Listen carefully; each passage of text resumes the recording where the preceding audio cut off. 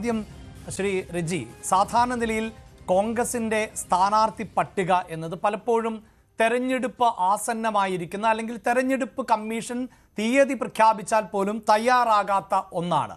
ഇപ്പോഴിതാ ഒരു ഹോംവർക്ക് നടത്തി മണ്ഡലങ്ങളിൽ മുന്നേറാൻ സാധിക്കുന്നവ ഏതൊക്കെ, വിജയസാധ്യത കൽപ്പിക്കപ്പെടുന്നത് ഏതൊക്കെ, ഏറ്റവും കഠിനമായ പോരാട്ടം നടത്തേണ്ടി വരുന്നത് ഏതൊക്കെ, അങ്ങനെയുള്ള പട്ടിക തയ്യാറാക്കി മുന്നൊരുക്കം നടത്തുകയാണ്. ഈ നേരത്തെ പ്രതിപക്ഷ നേതാവ് വി ഡി സതീശൻ നിലമ്പൂർ തെരഞ്ഞെടുപ്പുമായി ബന്ധപ്പെട്ട് നടത്തിയ ഒരു പരാമർശം മാറിയ കോൺഗ്രസിനെ കുറിച്ച് മാധ്യമങ്ങൾക്കറിയില്ല, അതിൻ്റെ പ്രശ്നമാണ് എന്നാണ്. അങ്ങനെ മാറിയ കോൺഗ്രസ് ആണോ ഇപ്പോൾ ഇത്തരം നീക്കങ്ങൾ നടത്തുന്നത് താങ്കളുടെ നിരീക്ഷണത്തിൽ? തീർച്ചയായും ഈ കോൺഗ്രസ്സിന് ഒരു വലിയ ആത്മവിശ്വാസം ഇപ്പോൾ ലഭിച്ചിരിക്കുന്നു. അത് ഇപ്പോൾ മാത്രമല്ല, ഈ 2024 ലോക്സഭാ തെരഞ്ഞെടുപ്പിൽ കോൺഗ്രസ്സിന് സമാഹരിക്കുവാൻ കഴിഞ്ഞ വോട്ടിൻ്റെ ഒരു ബാഹുല്യം, അതായത് ഏതാണ്ട് 10 മണ്ഡലങ്ങളിലെ വിജയം 1,00,000 വോട്ടിൻ്റെ ഭൂരിപക്ഷത്തിന് മേളിലാണ് കോൺഗ്രസ് കാൻഡിഡേറ്റ് വിജയിച്ചിട്ടുള്ളത്. ലോക്സഭയിലെ തെരഞ്ഞെടുപ്പിനെ നമ്മളൊന്ന് നിരീക്ഷിച്ചാൽ 110 അസംബ്ലി കോൺസ്റ്റിറ്റ്യുവൻസിയിൽ കോൺഗ്രസിന് ഭൂരിപക്ഷം സമാഹരിക്കാൻ കഴിഞ്ഞിട്ടുണ്ട്. അപ്പോൾ അത് നമ്മൾ മനസ്സിലാക്കണം. ഇനി പക്ഷേ താങ്കൾ ഈ ലോക്സഭാ തെരഞ്ഞെടുപ്പിലെ ഭൂരിപക്ഷം നൽകുന്ന ആത്മവിശ്വാസത്തെ കുറിച്ച് പറയുമ്പോൾ അതിനു മുമ്പുണ്ടായിരുന്ന ലോക്സഭാ തെരഞ്ഞെടുപ്പിന്റെ ചരിത്രം പരിശോധിച്ചാലും വലിയ മാർജിനിൽ ആണ് സ്ഥാനാർത്ഥികളൊക്കെ വിജയിച്ച് കയറിയത്. ഏതാണ്ട് കേരളം തൂത്തുവാരിയിരുന്നല്ലോ അന്നും. പക്ഷേ പിന്നീട് നടന്നത് എന്താണ് എന്നത് നമ്മൾ കണ്ടതാണ്. പക്ഷേ ഇപ്പോഴത്തെ വ്യത്യാസം അതല്ല. ഇപ്പോൾ കോവിഡ് സാഹചര്യമില്ല എന്നതാണോ? അത് മാത്രമല്ല, ക്രമാനുഗതമായിട്ടുള്ള ഒരു വിജയത്തിലേക്ക് ഇങ്ങനെ കോൺഗ്രസ് അടിവെച്ച് പോയിക്കൊണ്ടിരിക്കുന്നു. 1. 2, ഈ 9 വർഷത്തെ ഭരണം കേരളത്തെ തകർത്ത്, അതായത് ജനവികാരം, അതായത് ജനങ്ങൾ ഈ സർക്കാരിനെ വെറുത്തു തുടങ്ങിയ ഒരു ഘട്ടത്തിലേക്ക് എത്തിയിരിക്കുന്നു. അതിൻ്റെ ഏറ്റവും ഒടുവിലത്തെ ഉദാഹരണമല്ലേ ഈ ഭരണ സംവിധാനം തകരാറിലാണെന്ന് കേരളത്തിലെ ഒരു മന്ത്രിക്ക് പരസ്യമായി സമ്മതിക്കേണ്ടി വന്നത്.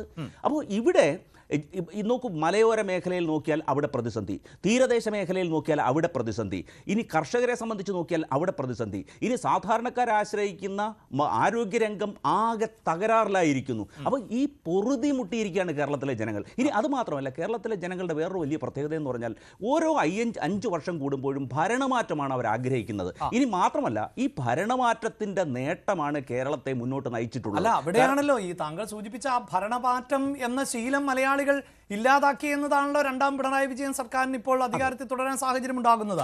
അത് 3ാം ടേബിളിലേക്ക് ഇനി മാറിയാലും അത്ഭുതപ്പെടാനില്ല. കാരണം മലയാളിയുടെ ആ ശീലം, കേരളത്തിന്റെ ചരിത്രം മാറിക്കഴിഞ്ഞു. ഒരിക്കലുമില്ല. കാരണം ഇപ്പോൾ വളക്കൂറുള്ള കോൺഗ്രസിന് അനുകൂലമായ ഒരു രാഷ്ട്രീയ സാഹചര്യം ഇവിടെ സൃഷ്ടിക്കപ്പെട്ട് കഴിഞ്ഞിരിക്കുന്നു.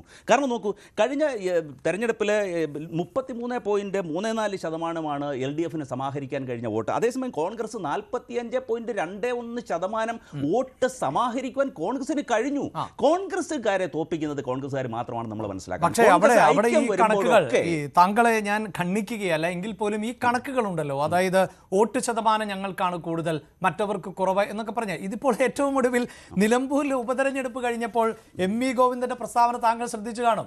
അതായത് വോട്ട് കൂടിയത് ഞങ്ങൾക്കാണ് എന്ന് അദ്ദേഹം പറയുന്നു. വോട്ട് കുറഞ്ഞത് ഏതാണ്ട് 1400 വോട്ടുകൾ കുറഞ്ഞത് കോൺഗ്രസിനാണ്, UDFനാണ് എന്ന കണക്ക് അദ്ദേഹം പുലർത്തുന്നുണ്ട്. പക്ഷേ അവിടെ ജയിച്ചു കയറിയത് 11,000 വോട്ടിന് ആര്യാടനാണ് എന്നുള്ളതാണ്. അപ്പോൾ ആ കണക്കുകൾ, അതായത് എത്ര ശതമാനം വോട്ട് പിടിക്കുന്നു എന്നുള്ളതല്ലല്ലോ, ഓരോ മണ്ഡലത്തിലും വിജയിക്കേണ്ടി വരുന്ന വോട്ടിലേക്ക് എത്തുക എന്നതല്ലേ പ്രധാനം. ഇവിടുത്തെ രാഷ്ട്രീയ കാലാവസ്ഥ അപ്പാടെ മാറിക്കഴിഞ്ഞിരിക്കുന്നു. ഇവിടെ ഭരണവിരുദ്ധ വികാരം എല്ലാ തലങ്ങളിലും വ്യാപിച്ചിരിക്കുന്നു. അതാണ് ഓരോ തെരഞ്ഞെടുപ്പിലും. ഇപ്പോൾ നോക്കൂ, 18 ലോക്സഭാ മണ്ഡലത്തിൽ കോൺഗ്രസിന് വിജയിക്കുവാൻ കഴിഞ്ഞു. അതുപോലെ നിലമ്പൂർ എല്ലാ ഉപതെരഞ്ഞെടുപ്പിലും നോക്കൂ, 3-4 ഉപതെരഞ്ഞെടുപ്പുകളിൽ അതിൻ്റെ മാർജിൻ അങ്ങേയറ്റം 4 ഇരട്ടി 5 ഇരട്ടി ഭൂരിപക്ഷത്തോടെ വിജയിച്ചിരിക്കുന്നു. 30 തദ്ദേശ ഭരണ സ്ഥാപനങ്ങളിലെ തെരഞ്ഞെടുപ്പിൽ 17ഓളം സീറ്റ് കോൺഗ്രസ് നേടി, 3 പഞ്ചായത്തുകൾ പിടിച്ചെടുത്തു. അപ്പോൾ ഇതൊരു ജനവികാരത്തിൻ്റെ ഒരു ചേഞ്ചാണ്. അത് മാത്രമല്ല, ഈ അവസാനത്തെ വർഷം, അതായത് 9ാം വർഷം ആയപ്പോഴേക്കും ഭരണത്തിൻ്റെ അസ്ഥിരത, സാമ്പത്തിക പ്രതിസന്ധി, അതിലുള്ള CPIയിലെ തമ്മിലടി, അങ്ങനെയുള്ള വിഷയങ്ങൾ ഒരുപാട് വരികയും ജനങ്ങളുടെ ഒരു കോൺഫിഡൻസ് ആർജിക്കുവാൻ കഴിഞ്ഞിട്ടില്ല. മറിച്ച് മറുഭാഗത്ത് യൂത്ത് കോൺഗ്രസ് ആയാലും കോൺഗ്രസിൻ്റെ ഘടകകക്ഷികളായാലും അങ്ങേയറ്റത്തെ ആത്മവിശ്വാസത്തോടു കൂടി തെരഞ്ഞെടുപ്പിനെയും ജനങ്ങളെയും നേരിടാൻ സജ്ജരായി മുന്നോട്ട് വന്നിരിക്കുകയാണ്. ഒരു സംശയവും കൂടാതെ നമുക്ക് പറയാൻ കഴിയും, ഇനി കോൺഗ്രസിന് വളക്കൂറുള്ള ഏറ്റവും അനുയോജ്യമായിട്ടുള്ള ഒരു സമയം സമാഗതമായിരിക്കുന്നു. ഇത് യോജിപ്പോടെ ഐക്യത്തോടെ മുന്നോട്ട് പോകുമ്പോൾ ബഹുമാന്യനായ ശ്രീ വി ഡി സതീശൻ അദ്ദേഹം സൂചിപ്പിക്കുന്ന പോലെ 100-ലധികം സീറ്റുകളോടെ കോൺഗ്രസിന് അധികാരത്തിൽ വരാൻ കഴിയും. ആ ഒരു രാഷ്ട്രീയ കാലാവസ്ഥയാണ് ഇന്ന് കേരളത്തിൽ നിലനിൽക്കുന്നത് എന്ന് നിസ്സംശയം നമുക്ക് പറയാൻ കഴിയും. നമുക്ക് ഈ സ്ഥാനാർത്ഥികളുടെ വിശദാംശങ്ങളിലേക്ക് വരുന്നതിന് മുമ്പ് ഞാൻ ജേക്കബ് ജോർജ് സാറിലേക്ക്